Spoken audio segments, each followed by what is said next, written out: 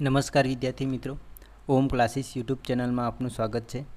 આગળના વિડીયોમાં આપણે સ્વાધ્યાય 1.1નો દાખલા નંબર 2 જોયો, જેમાં આપણે લસા અને ગુસાની વાત કરી હતી. આજે આપણે દાખલા નંબર 3 એટલે કે પ્રશ્ન નંબર 3માં વિવિધ દાખલા આપેલા છે એની ચર્ચા કરીશું. તો પ્રશ્ન નંબર 3 શું આપેલો છે આપણને? નીચે આપેલ પૂર્ણાંકોનો અવિભાજ્ય અવયવની રીતે ગુસા અને લસા શોધવાનો છે. શું શોધવાનું છે? ગુસા અને લસા શોધવાનો છે. આગળના વિડીયોમાં આપણે બે સંખ્યાઓનો ગુસા અને લસા કઈ રીતના શોધવો એના વિશે ચર્ચા કરી હતી, બરાબર. આજે આપણે ત્રણ સંખ્યાઓનો લસા અને ગુસા કઈ રીતના શોધવો એની ચર્ચા કરીશું. તો આપણને પહેલો જ એક્ઝામ્પલ આપેલો છે 12, 15 અને 21. તો આપણે એનો શું શોધવાનો છે? લસા અને ગુસા. તો લસા અને ગુસા શોધવો હોય તો સૌથી પહેલાં તો શું કરવાનું છે? આપણે અવિભાજ્ય અવયવીકરણ, બરાબર. તો સૌથી પહેલાં તો આ તમામ સંખ્યાઓનું શું કરવાનું છે? અવિભાજ્ય અવયવીકરણ. તો સૌથી પહેલાં કરીએ આપણે 12નું. તો એકદમ સિમ્પલ છે 12નું અવિભાજ્ય અવયવીકરણ. 12ને કેટલા વડે ભાગી શકાય? 2 વડે. એટલે 2 છંગ 12 થશે. 6ને ફરી 2 વડે ભાગીશું તો કેટલા મળશે આપણને? 2 તરી 6. અને 3 અવિભાજ્ય સંખ્યા છે એટલે 3ને કેટલા વડે ભાગવા પડે? 3 વડે. એટલે 3 એકા 3 થઈ જશે. આ થઈ ગયા 12ના અવયવો. એ જ રીતના 15ના પાડીએ તો 15ને આપણે 2 વડે ભાગી શકીએ નહીં, કારણ કે એકમનો અંક બેકી સંખ્યા નથી, અથવા 0, 2, 4, 6 કે 8 છે નહીં, બરાબર. તો કેટલા વડે ભગાશે? 3 વડે. તો 3 પંજા કેટલા થશે? 15. કેટલા થશે? 3 પંચા 15. અને 5 અવિભાજ્ય સંખ્યા છે એટલે 5ને 5 વડે જ ભાગવા પડે. એટલે 5 એકા 5, બરાબર. એ જ રીતના 21ના પાડીએ તો 21ના અવયવો શું થશે? ચલો, 2 વડે ભગાશે? ના ભગાય, બરાબર.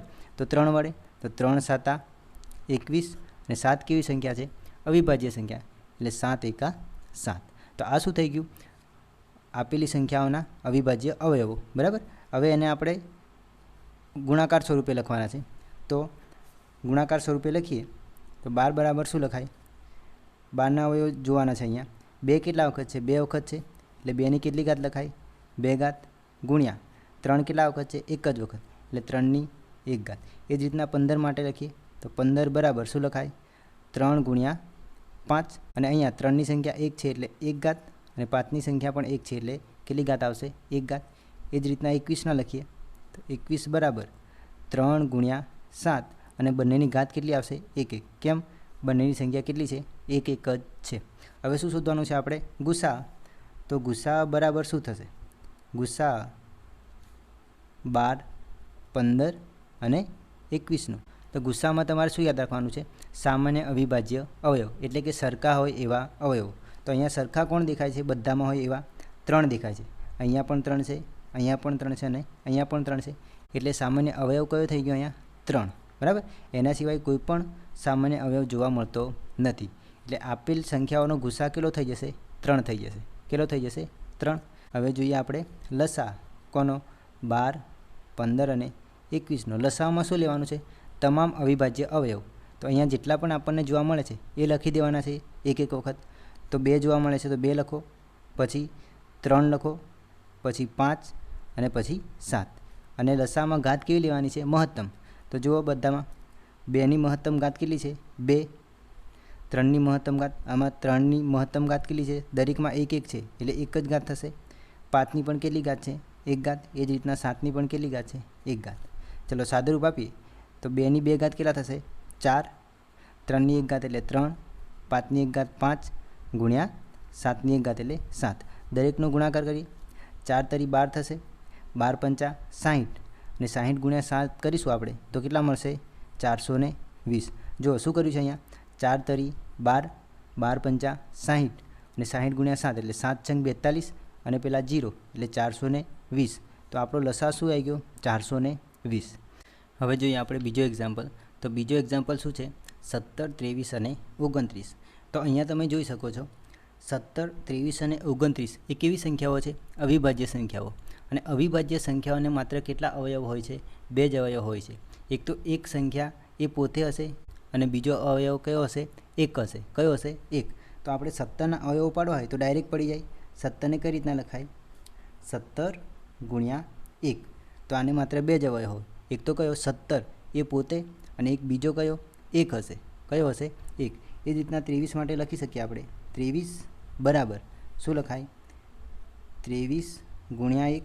અને 29 માટે શું લખાય? 29 ગુણ્યા 1.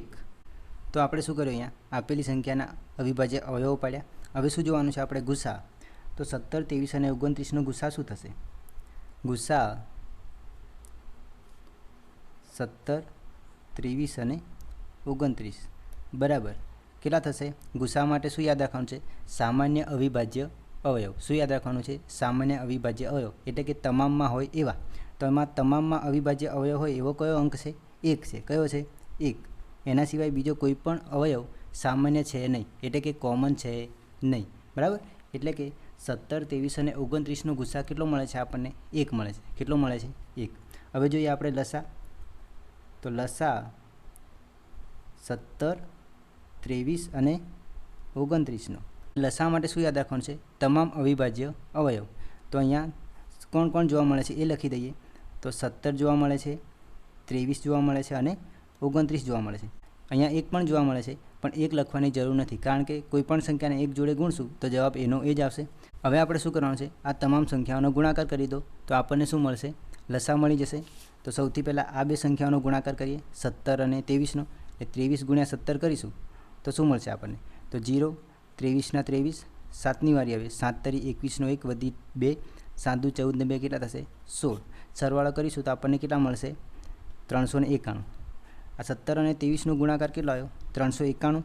તો લખી દો અહીંયા 391 ગુણ્યા 29. અહીંયા તમે ડાયરેક્ટ 29 જોડે ગુણાકાર કરી દો તો પણ ચાલે, પણ આપણે અહીંયા લખી દઈએ એટલે આપણને શું સરળતા રહે.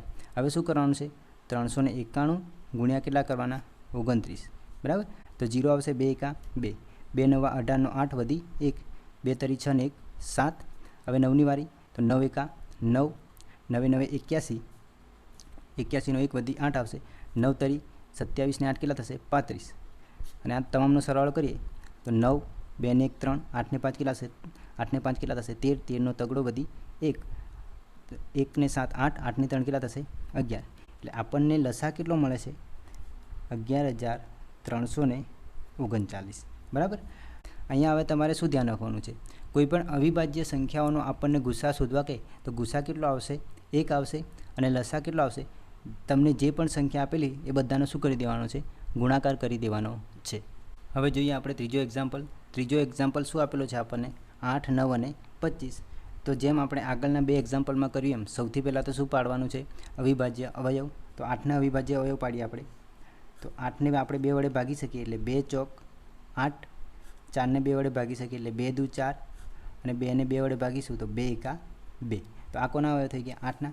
એ જ રીતના આપણે 9ના પાડીએ. તો 9ને કેટલા વડે ભગાય? 3 વડે, કારણ કે 2 વડે તો ભગાય નહીં. એટલે 3 તરી કેટલા થશે? 9, 3 એકા 3. આ થઈ ગયા આપણા 9ના અવયવ. અને હવે કોના અવયવ? 25ના અવયવ. તો 25ને કેટલા વડે ભાગી શકાય? 5 વડે. કેમ? એકમનો અંક કેટલો છે? 5 છે એટલા માટે. બરાબર. તો 5 5 25 અને 5 એકા 5. તો આ થઈ ગયા 25ના અવયવ. હવે બધાને ગુણાકાર સ્વરૂપે લખી દઈએ તો 8 બરાબર શું લખાય? 2 ગુણ્યા 2 ગુણ્યા 2 બરાબર કેટલા વખત છે? 2. 3 વખત એટલે 2ની કેટલી લખાય? 3 ઘાત લખાય. બરાબર. એ જ રીતના 9. તો 9 બરાબર શું લખાય? 3 ગુણ્યા 3 એટલે 3ની કેટલી ઘાત? 3ની 2 ઘાત. અને 25 માટે શું લખાય? 25 બરાબર 5 ગુણ્યા 5 બરાબર શું લખાય? 5ની 2 ઘાત. બરાબર. તો આ શું થઈ ગયા? એના અવિભાજ્ય અવયવો. હવે ગુસા શોધવાનો છે આપણે. શું શોધવાનું છે? ગુસા. તો ગુસા 8, 9 અને 25નો. ગુસામાં શું યાદ રાખવાનું? બધામાં હોય એવા સરખા અવિભાજ્ય અવયવ, સામાન્ય અવિભાજ્ય અવયવ. બરાબર. તો આમાં સામાન્ય અવિભાજ્ય અવયવ એક પણ જોવા મળતો નથી. બરાબર. પરંતુ આ સંખ્યાઓ જોડે કોઈ એક સંખ્યા તો ગુણાયેલી, અને એ સંખ્યા કઈ હશે? 1. કોઈ પણ સંખ્યા સાથે 1 તો ગુણાયેલો હોય છે, એટલે કે આ સંખ્યાઓનો ગુસા કેટલો થશે? 1 થશે. કોઈ પણ સામાન્ય અવિભાજ્ય અવયવ ના હોય તો તમારે શું લઈ લેવાનું છે? 1 લઈ લેવાનો છે. એટલે ગુસા શું થઈ જશે? 8, 9 અને 25નો 1 થઈ જાય. શું થઈ જાય? 1. હવે શું શોધવાનું? લસા. તો લસા જોઈએ. લસા 8, 9 અને 25નો. તો તમામ અવિભાજ્ય અવયવ. તો અહીંયા કોણ કોણ જોવા મળે છે? 2 જોવા મળે છે, 3 જોવા મળે છે અને 5. બરાબર. 2, 3 અને 5. અને દરેકની ઘાત લખી દઈએ. તો મહત્તમ ઘાત કેટલી છે અહીંયા? 3. 3ની કેટલી ઘાત છે? 2. 5ની કેટલી ઘાત છે? 2. હવે સાદુર ભાવે 2ની 3 ઘાત કેટલી થશે? 8 ગુણ્યા 3ની 2 ઘાત કેટલી થશે 9 અને 5ની 2 ઘાત કેટલી થશે 25.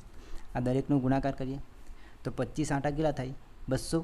કેટલા થશે આ બેનો ગુણાકાર કરો 25 ગુણ્યા 8 કરીશું તો આપણને કેટલા મળશે 200 અને 200 ગુણ્યા 9 9 દુ 18 થાય અને 2 0 મૂકી દો એટલે આ સંખ્યાઓનો લસા કેટલો આવે છે 1800. કેટલો આવે છે 1800 આવે છે.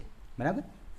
ફરી એક વખત ધ્યાન લેજો 25 ગુણ્યા 8 કર્યા તો આપણને કેટલા મળ્યા 200 અને 200 ગુણ્યા 9 કર્યા તો કેટલા મળે છે આપણને 1800 મળે છે. એટલે આપેલી સંખ્યાઓનો લસા કેટલો થાય છે 1800 થાય છે. હવે આપણે ચોથો પ્રશ્ન જોઈએ તો ચોથો પ્રશ્ન શું આપેલો છે જો 306 અને 657નો ગુસા 9 હોય તો લસા શોધો. કોનો લસા શોધવાનો છે 306 અને 657નો. તો અહીંયા આપણને ગુસા આપી દીધો છે. શું આપી દીધું છે ગુસા આપી દીધો છે. તો આપણે ડાયરેક્ટ ગુસા અને લસા વચ્ચેનો સંબંધ હતો એનો ઉપયોગ કરીશું અહીંયા. તો ગુસા અને લસા વચ્ચેનો સંબંધ શું હતો ગુસા ગુણ્યા લસા. ગુસા ગુણ્યા લસા બરાબર બંને પૂર્ણાંકોનો શું થશે બંને પૂર્ણાંકોનો ગુણાકાર. બરાબર. આ સંબંધ આપણે આગળના વિડીયોમાં જોઈ ગયા. બરાબર. દરેકનો લસા પણ શોધ્યો હતો અને આ સંબંધની ચકાસણી પણ કરી હતી. બરાબર. એટલે આ સંબંધ દરેકને યાદ હોવો જોઈએ. તો અહીંયા આપણને ગુસા ડાયરેક્ટ કેટલો આપેલો છે 9 આપી દીધો છે. તો ગુસાની જગ્યાએ શું મૂકી દઈએ આપણે 9 મૂકી દઈએ. શું મૂકી દઈએ 9. અને લસા કોનો શોધવાનો છે 306 અને 657નો. તો લસા